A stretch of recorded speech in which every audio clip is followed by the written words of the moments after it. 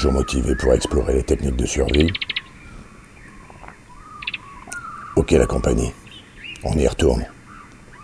Suivez-moi.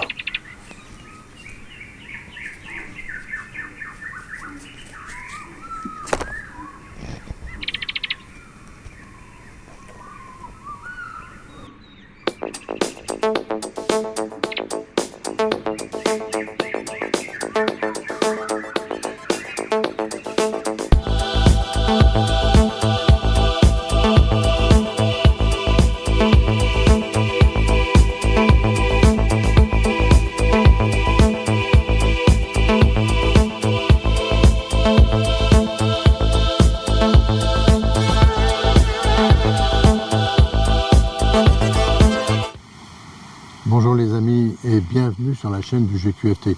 J'espère que vous allez bien. Aujourd'hui, deuxième épisode de la série Techniques de survie où nous allons aborder un deuxième outil pour vous permettre d'évaluer une situation de crise et l'état d'esprit adopté quand la lumière rouge clignote. Avant de commencer, je vous rappelle qu'il ne faut pas hésiter à mettre un pouce bleu ou à vous abonner pour être les premiers informés des nouvelles vidéos. Et oui, dans une première vidéo, nous avions déjà vu la règle de 3 qui nous permet déjà d'évaluer notre situation.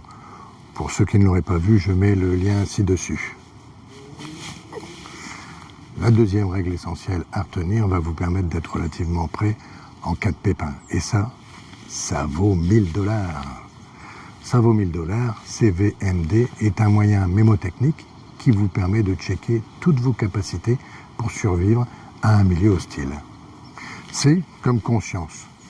Oui, que ce soit physiologique, par manque d'oxygène par exemple, ou simplement par manque d'attention, avoir une conscience détériorée, c'est s'exposer au danger. V comme vision. Si vous évoluez dans le brouillard, dans le noir, dans la fumée, ou simplement, si vous avez oublié vos lunettes, ça peut devenir problématique. M comme mobilité. Si ma mobilité est réduite ou limitée, si je porte des escarpins par temps de neige, si je ne peux pas m'orienter, si je suis blessé, si je suis dans l'eau et que je nage moins vite que le requin qui veut me manger, je suis certainement exposé.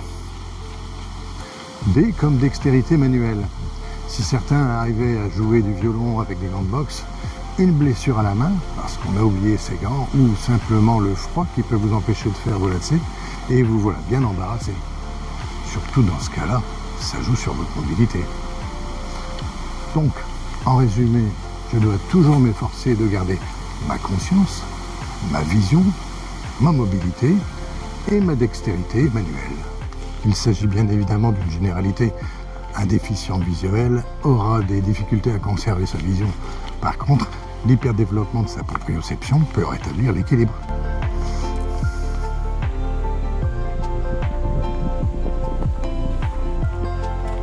Vous avez donc maintenant, avec la règle des 3 et ça vaut 1000 $, les deux outils de base pour vous permettre d'évaluer votre situation au quotidien. Quand vous constatez que vous êtes exposé à un risque et que vos outils pour gérer la situation sont compromis, c'est à ce moment que votre état d'esprit doit changer pour survivre. La lumière rouge s'allume, je suis en situation de survie, c'est un cas de force majeure. Je m'autorise à m'affranchir de certaines règles sociales, légales, éthiques.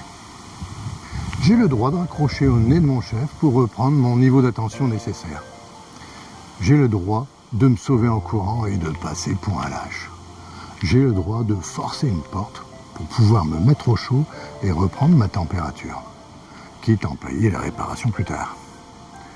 J'ai le droit de me défendre. Il n'y a pas de frilosité à avoir dans votre comportement. Si vous niez la situation et que vous hésitez, vous allez probablement mourir. Sachez également que la loi française prévoit ces situations. On entend souvent parler de légitime défense, un peu moins de l'état de nécessité. Il s'agit de l'article 122.5, 122.6 et 122.7 du Code pénal.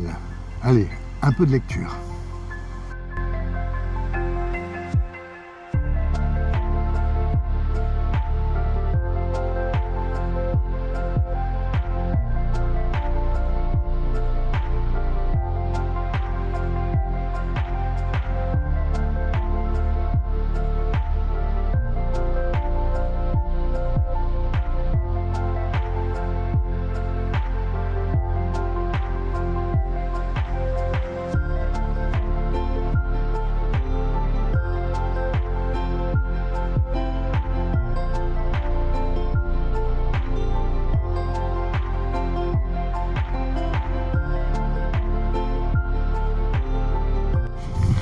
Voilà les amis, vous avez maintenant les outils essentiels pour évaluer votre environnement et savoir si vous êtes en situation de survie ou pas.